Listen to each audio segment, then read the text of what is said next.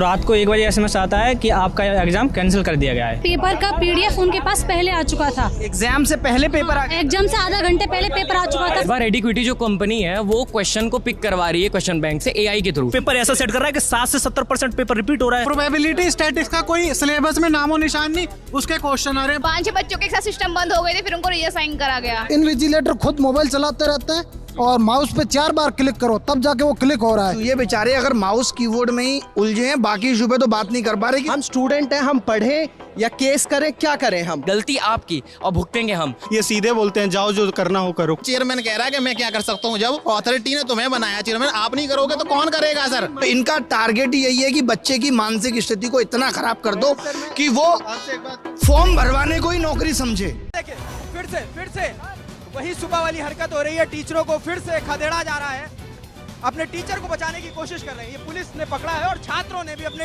Teacher को पकड़ रखा है। देख सकते हैं, पुलिस इन्हें खदेड़ते हुए ले जा रही है। पुलिस लगातार।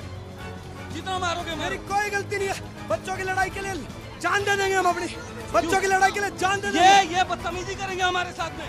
इनको पढ़ा करके डिपार्टमेंट में हमने भेजा है। बैठो, किसी को कुछ नहीं होगा, मैं ये बात कह रहा हूँ। शांतिपूर्ण तरीके से बैठोगे, कुछ नहीं होगा।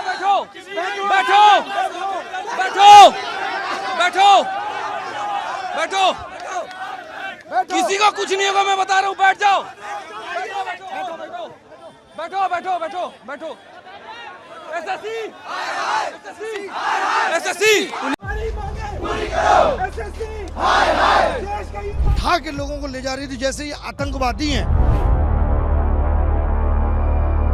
हमने कहा कि 24 तारीख वाले पेपर में के सवाल 25 में रिपीट हुए 60-70%, तो वो बोले ये तो अच्छी बात है। रेलवे की पिछले 5 साल से कोई भर्ती नहीं है। फीमेल टीचर्स तक को हाथ खींच करके ले गए। ने उनसे ये नहीं पूछा कि एडिक्विटी पहले ब्लैकलिस्ट हो चुकी है, उसको फिर से टेंडर क्यों दिया गया। इस पे उनका कहना था कि हर सेंटर पे जा के थोड़ी देखेंगे कि सेंटर है कि नहीं। 55,000 बच्चों के साथ अनफेयर हुआ है, ये वो खुद मानते हैं। सारी कैटेगरीज के टीचर आए हुए थे कि हर एक सरकारी पेपर में दिक्कत है। उनका कहना है कि 10% लोगों के साथ गलत हुआ है, ये हमें पता है। मेरा भी बच्चा इसमें वैसे पता नहीं हुआ।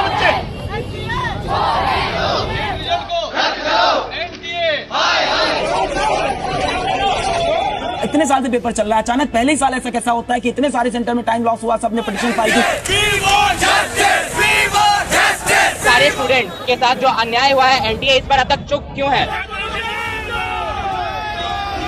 आखिर कब तक छात्रों के भविष्य के साथ इसी तरीके से खेला जाएगा, इस वक्त का सबसे बड़ा सवाल ये है। Is the impact that India Today's coverage has made? Fraud IAS Pooja has been sacked by the government. This is an end to Pooja's take of IAS forgery. The centre has axed Pooja with immediate effect. India Today had exposed Pooja's tale of fakery. Pooja Khedkar had been claiming, in fact she went ahead and said that UPSC did not have the jurisdiction to take back her certificate. This is what was her last statement. In fact, India Today had exposed the forgery that Pooja Khedkar did, and now clearing this exam is just a start. So I would say my dream has been always to do some significant thing for the country as well as our northeastern region. IAS Dhiman चकमा रंगे हाथों 10 लाख रुपए की रिश्वत लेते हुए पकड़े गए हैं। इसके अलावा उनके सरकारी आवास पर तलाशी के दौरान 47 लाख रुपए नगद बरामद किए।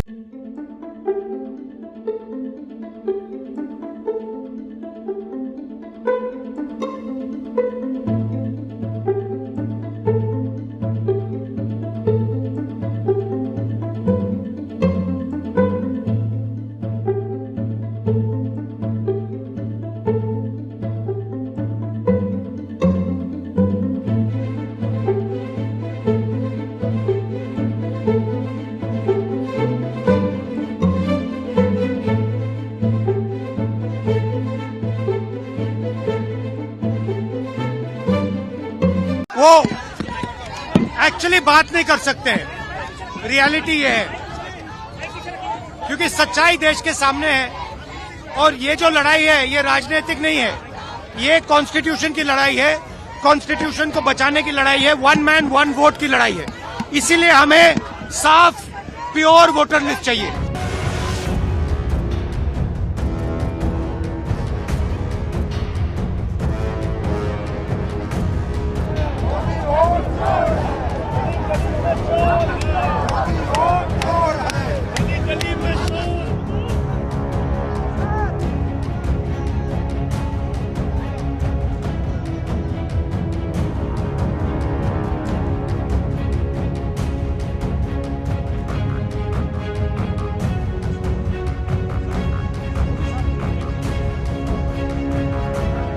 seen the visuals as well that how the women MPs of the India Bloc parties are trying to jump over these barricades. You can see that how it is Mahua Moitra, Jyoti Mani and other senior leaders of the India Bloc parties, whether it is Sushmita Dev as well, they are also trying to jump over these barricades which have been put here by the police, as they are saying that there is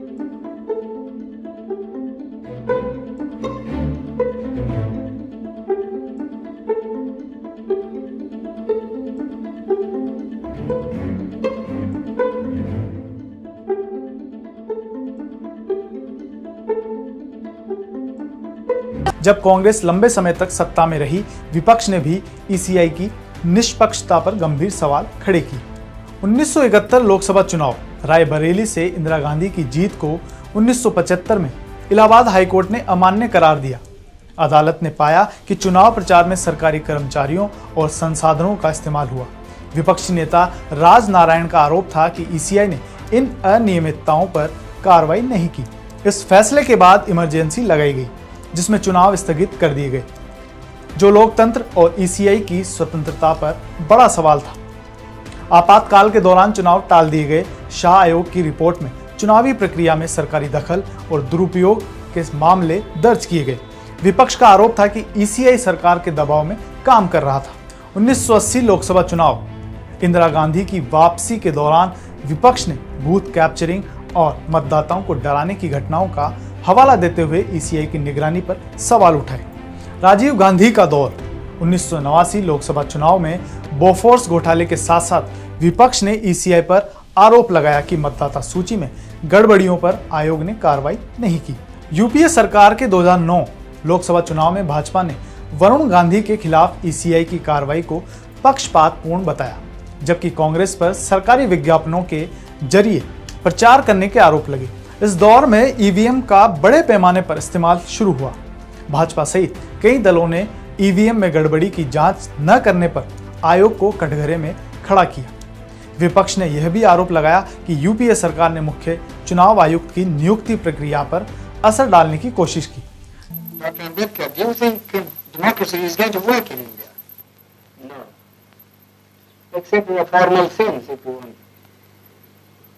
What do you mean? The real, I mean the paraphernalia of democracy, quinquennial elections, prime ministers and so on and so on. Well, but elections are very important. No. Elections are important provided they produce really good men. But aren't they important because they allow you to change a government? I mean, it's better to change peaceably than to change. Yes, but who has got the idea, you see, that voting means change of government? Nobody has. People have no consciousness. And our electoral system, you see, is of a sort which never allows a man to choose the candidate. Now, for instance, the Congress went and said, vote for what? Vote for Bullock. Yes. Isn't it? Yes. Well, the man never cared who represented the Bullock. Whether it was a donkey who represented the Bullock, you see, or a very educated man who represented the Bullock. He simply voted for the Bullock.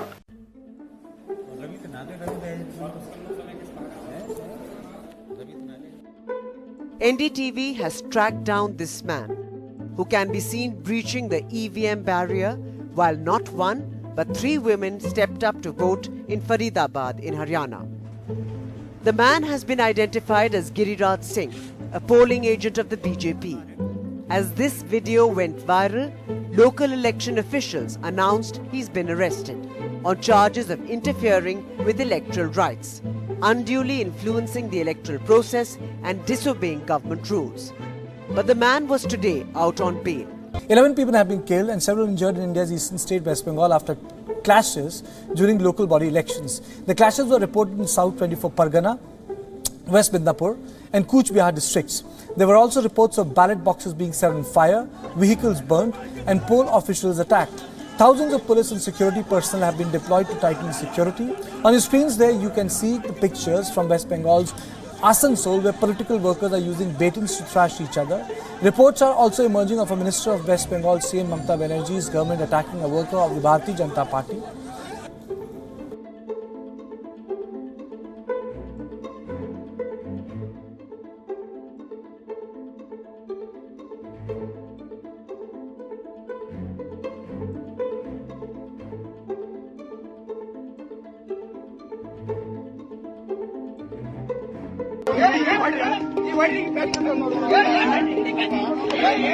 इस 28 साल के दलित आदमी को लोगों ने बहुत बुरी तरह से पीटा क्योंकि उसने एक अपर कास्ट के आदमी के 2 व्हीलर को हाथ लगा दिया था। कर्नाटका के विजयपुरा डिस्ट्रिक्ट में हुआ था यह इंसिडेंट इसी जुलाई में। मध्य प्रदेश के गुना डिस्ट्रिक्ट में ये दलित कपल पेस्टिसाइड पीने पर मजबूर हो गए क्योंकि पुलिस उन्हें जबरदस्ती निकाल रही थी उनकी जमीन से। These 3 women in Bihar's Muzaffarpur district were called witches. They were made to drink urine. Their heads were shaved off and were paraded half naked. And then we say that caste discrimination doesn't exist in India anymore. It's because most of us don't belong to marginalized communities. We're very comfortable in our upper caste world. You know, every 15 minutes a crime is committed against a Dalit. Every day 6 Dalit women are raped. Every year close to 56,000 children of lower castes living in urban slums die of malnutrition. And close to 1,000 Dalits are killed due to caste-based violence every year.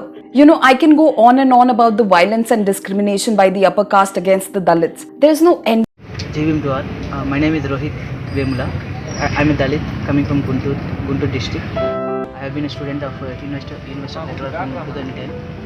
And now I'm doing PhD in social science department school. And then recently the university has taken a decision to suspend 5 Dalit students.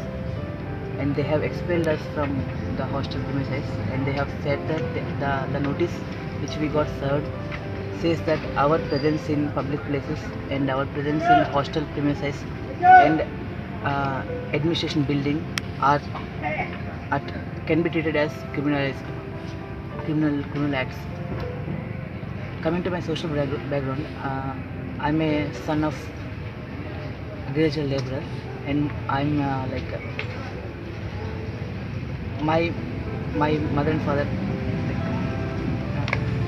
my mother has raised us, and I came to university in 2010 as a student of MSc Biotechnology, and I have changed my subject to sociology because I wanted to be, because of my passion towards the social science and social aspects, and I have got a JRF, and with my JRF I got a seat in general category in social sciences school, and my spat with ABP is not a new one. In 2012, ABP has filed a case against me in Chandranagar police station where I was detained in the police station for 2 days. You see, there are 2 things about the scheduled caste. We want untouchability to be abolished, you see, but we also want, you see, that we must be given equal opportunities, you see, so that we may rise to the level of the other classes.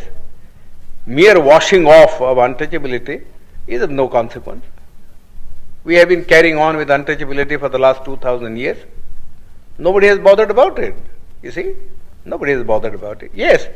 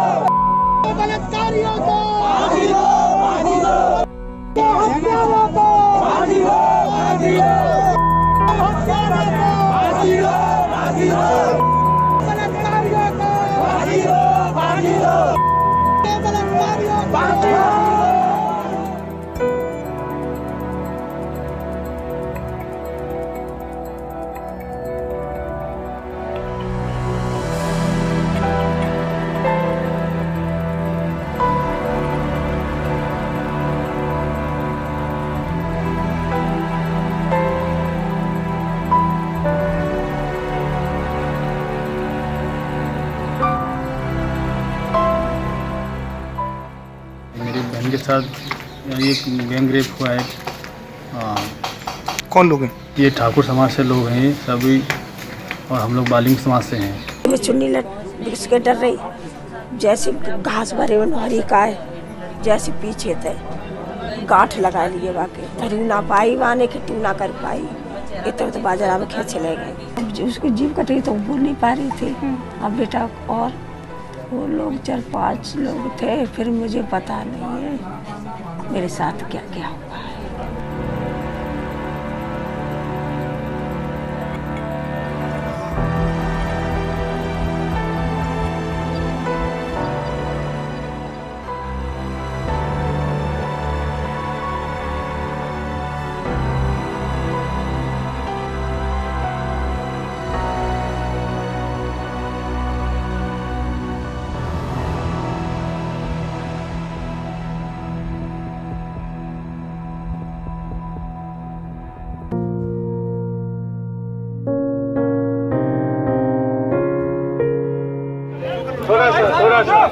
ऐसा मत करिए, ऐसा मत करिए।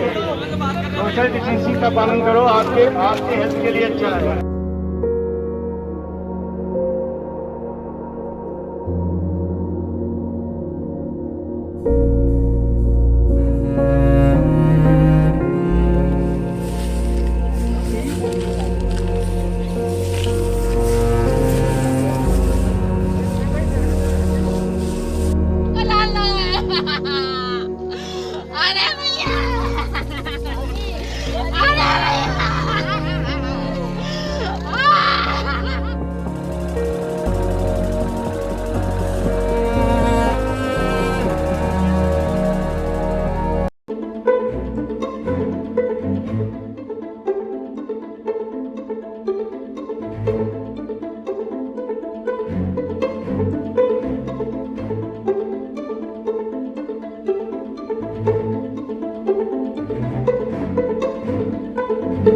चौदह साल की 15 साल की लड़की हो जाए उसका बाद में बलात्कार नहीं किया जा। क्या कहता है फिर उनकी दोनों ही रजाबंदी। कहावत है कि एक हाथ से ताली नहीं बजती, दोनों बजते हैं जिस बजते से यार, यो से कहना मेरा। लड़का लड़की गलती करे हैं तो लड़के को खाली भागीदार क्यों माना जाता है, लड़की को घर बिठा देते हैं, लड़के को जेल भेज देते हैं। हाँ, रेप के केसेस में भी लड़कियों की गलती होती है। लड़कियों की भी तो कुछ गलती होगी जब भी तो रेप होया है। रेप के केस में टीचर्स कहते हैं कि इसमें लड़की भी गलती करते हैं। लड़कियां लड़कों को देख के स्माइल करती है तो वो अगले को ऐसे लगता है कि हमारी से आकर्षित हो रही है, इस वजह से रेप होता है।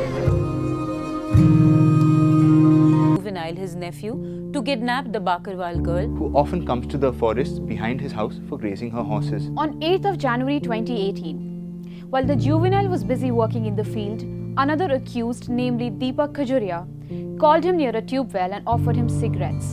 Deepak lured him to kidnap the Bakarwal girl on the assurance that he would help him pass his board exams through cheating. The juvenile shared the entire plan worked out by Sanji Ram and Deepak Khajuria with Parvesh Kumar, his close friend, and asked for his help and assistance. The accused, Sanji Ram, had directed the juvenile to execute the plan of kidnapping and to give some intoxicant to the girl and thereafter confine her to Devi's Than.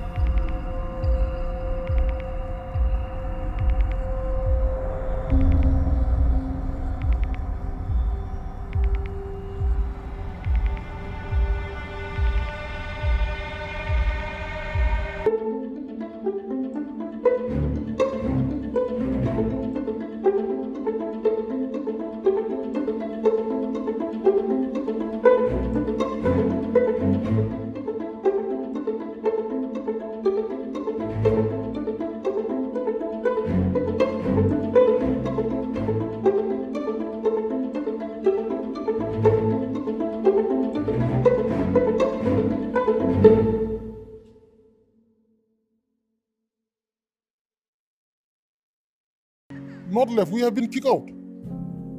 The trauma that we face, we don't want to repeat also. और उसको याद करके क्या करना है, और tension बढ़ता है। झेला है, हम लोग को जानता है। We have faced, we know the problem, we know the issue. Do you think enough healing can ever happen that the two communities might be able to coexist again? There is nothing that we can't sit on a table and bring negotiation. सब चीज होता है, मानते ही नहीं। लाने को जो responsibility होता है लाने का, they are not taking the responsibility. अब देखिए इस बच्चा का कौन, इसका फ्यूचर क्या है? खाने का तो खिला रहा है सरकार, इसका फ्यूचर क्या है? We don't want to sacrifice the future of our children. What have they committed the sin? क्या हम लोग को दया नहीं आ रहा है? क्या गलती किया हम लोग? बस कि या इंडिया में हम लोग जन्म लिया, बस यही है गलती हम लोग का। आप लोग आए, इंटरव्यू लेंगे, वहां से पब्लिश करेगा, कोई लेने वाला कुछ एक्शन ही नहीं लेगा तो क्या है? मुद्दा को उठा ही नहीं रहा, चलो अंदर चलते रहो। But I talk to a lot of kids, sir, on both sides. I see that even kids they have a lot of hatred in their heart towards the other side. तो इसको we can neutralize them. तो जितना दिन ये चलते रहेगा ना, उतना दिन तब होते जाएगा। बात तो यही है ना। So at last क्या हम लोग को क्या चाहिए? We want peace at any cost. तुम लोग को 1000 आदमी कुर्बान करने कर देंगे, हम लोग 1000 आदमी कुर्बान। हम लोग को शांति चाहिए। How many years do you think this will take? We can't predict. These can be solved within it. Don't please put up a question that how long will it take. You please ask can it be solved within a couple of weeks. आप मत पूछिए ना कि कितना साल चलेगा, बोलिए कि कल खत्म करता है, ऐसा बोलिए ना। और क्या हो सकता है कल खत्म? That is what we want, to bring the solution within a couple of days. पर आपको लगता है जो आपके अंदर की फ्रस्ट्रेशन है वो जो पॉलिटिशियंस हैं मणिपुर के और दिल्ली के वो समझते हैं बात को? यही तो बड़ा बात मुश्किल है। They are not listening to our feelings because they are not suffering. हम लोग को तो अभी देखिए ना, आधा हम लोग we are crossing more than 50 years. We cannot restart from the beginning. तो अभी घर बनाना है, क्या करना है, बच्चा का शादी का समय आ रहा है, पढ़ने का समय, who is bearing the responsibility? सरकार तो बोलेगा only in the paperwork, हाँ दिया है। आइए ना ग्राउंड रियलिटी में देखिए ना, और आप लोग भी यहाँ पे जाइए ना अंदर में कैसा फेस किया हुआ है। There are some more relief के more worse than this. आपका क्या काम था सर इससे पहले? I was a teacher, lecturer in the chemistry department for the last 20 years. I see kids in all relief camps. अभी तो ये लोग बहुत खुश है। ये लोग का स्ट्रक्चर अभी बॉडी ग्रोथ भी हो रहा है ठीक से, क्योंकि ये लोग को अभी थोड़ा नाश्ता वास्ता ठीक से मिल रहा है। एक समय था ना जो हम लोग गुजरा है, totally terrible. You didn't have enough food then? कोई 5 दिन खाना भूखा से बैठा था, कोई पानी पीने का नहीं मिल रहा था। तो यहाँ का कॉन्फ्लिक्ट आपको क्यों लगता है इतना लंबा क्यों चल गया? वही तो पता नहीं चल रहा है ना, वो पता चलता तो हम लोग यहाँ पे थोड़ी होते। पर आप यहाँ के निवासी हैं, आपको इस समाज की एक अंडरस्टैंडिंग होगी। इसमें जरूर पॉलिटिक्स का होगा, इसीलिए तो सॉल्व नहीं हो रहा है। बड़ा पार्टी लोग का हाथ होगा, कुछ ज्यादा बोल देगा तो रात को हम लोग मारेगा। Sir, do you think the environment right now is fine enough for people to talk about peace, या फिर अभी पीस की बात हो ही नहीं रही है? ऐसा है, 2 बच्चा झगड़ा करता है ना, तो माँ बाप का फर्ज बनता है कि वो दोनों को कॉम्प्रोमाइज कराओ। वो नहीं हो रहा है।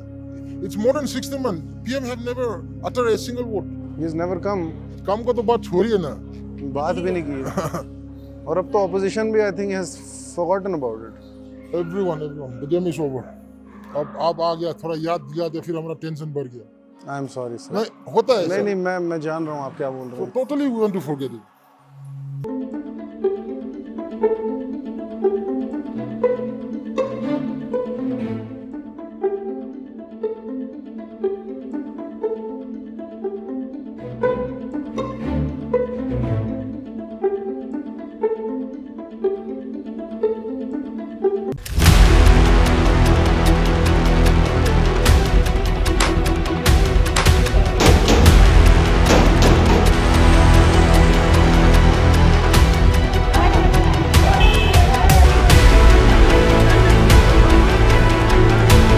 मराठी बनाम बाहरी के मुद्दे पर मराठी भाषा के तड़के ने एक बार फिर महाराष्ट्र की राजनीति को गर्मा दिया। मुंबई में एक दुकानदार को मराठी न बोलने पर थप्पड़ मारने वाले एमएनएस कार्यकर्ताओं की हरकत पर सियासी बवाल छिड़ गया। मराठी भाषेला विळखा पडतोय। आमच्या महाराष्ट्रामध्ये मुंबईमध्ये आम्हाला सांगता, इकडच्या आस्थापनांमध्ये हमें मराठी बोलना नहीं आता तो क्या हुआ? कानफट इथंच बसणार।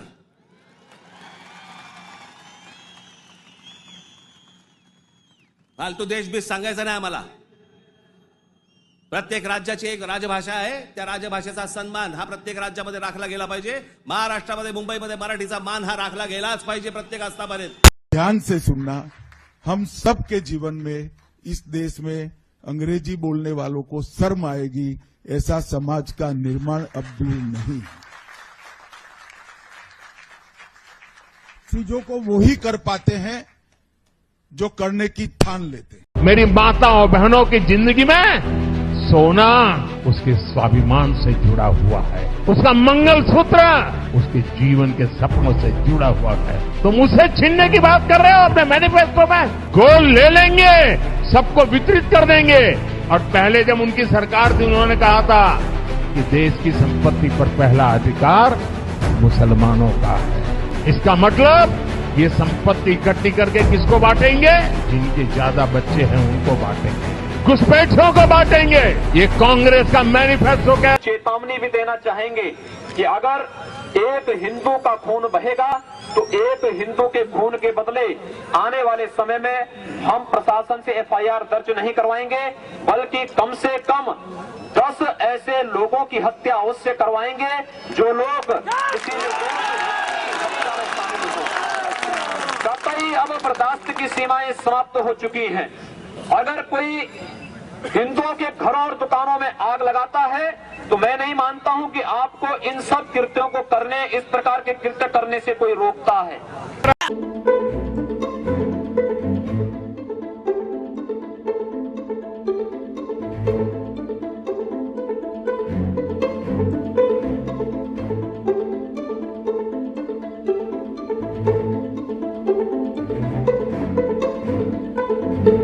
तुम्हें जो करना कर लो भाई, बाकी मैं संभाल लूंगा। ये है मोदी, ये है मोदी। और फिर क्या तो मोदी को चाहिए? अरे हमें चाहिए मोदी। तुम ये कह रहे हो महंगाई भाई, 15,000 का आटा होगा ना, हम तो भी ले लेंगे। 2,000 का आटा होगा हम तब भी ले लेंगे। मोदी चाहिए। धन्य हो जाएंगे, इतना ही बोल। प्रधानमंत्री जी से मुलाकात हुई? हाँ मिली, दर्शन हुआ, उनका दर्शन हुआ। नमस्कार किया। जब आप यूके दौरे पर आए प्रधानमंत्री जी, thank you so much for coming and giving opportunity. मेरा उनका दर्शन हुआ। मैं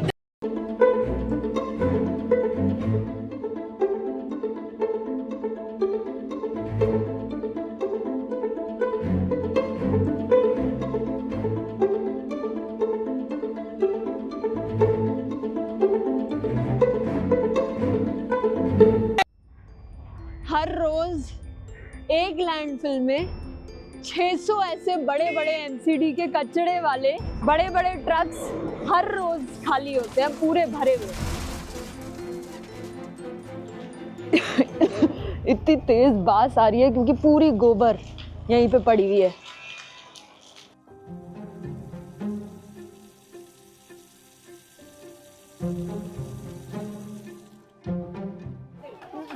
उल्टी जैसा हो रहा है ना, उल्टी जैसा।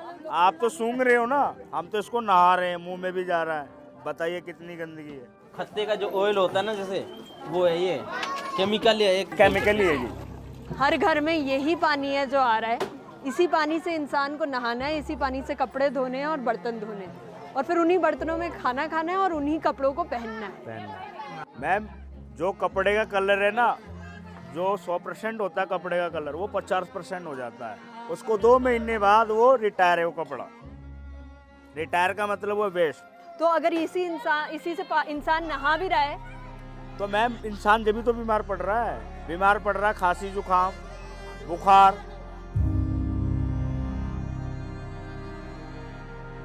टीबी की बीमारी है सबसे ज्यादा, अस्थमा है, कैंसर है, या 3 लोग को तो कैंसर की बीमारी निकल गया। जैसे केजरीवाल का फ्री दारू था ना, सेम वैसे पानी आती है हमारे यहाँ, दारू जैसी। केजरीवाल वहाँ दारू फ्री दे सकता है तो हम पानी फ्री दे सकते हैं, सेम ऐसी पानी हमारी। हमारे रिश्तेदार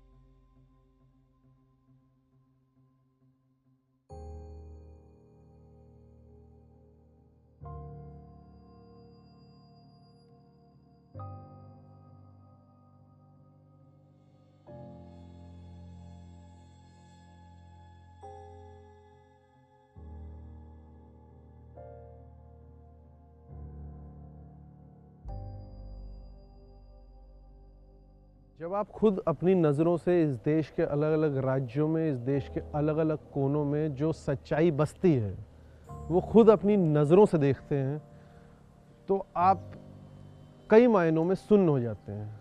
आपको उन सच्चाइयों से ज़्यादा फ़र्क पड़ना बंद हो जाता है। पर इस सब के बावजूद, इस सब के बीच आज हमारी टीम साउथ दिल्ली में हमने जो देखा उसने हमें अंदर से हिला दिया। क्योंकि जहाँ ये देश एक डेवलप्ड नेशन बनने की डींगे हाँक रहा है, वहाँ उसका एक बड़ा तबका, उसकी जनसंख्या का एक बड़ा तबका एक बेसिक जीवन जीने के लिए भी अभी तक लड़ाई लड़ रहा है। पानी जैसी बेसिक नीड के लिए यहाँ के निवासी आज भी पूरा दिन कश्मकश में रहते हैं। उनका पूरा जीवन पानी कैसे उस टैंकर से उनके घर में पहुँचे उसी के अराउंड केंद्रित रहता है।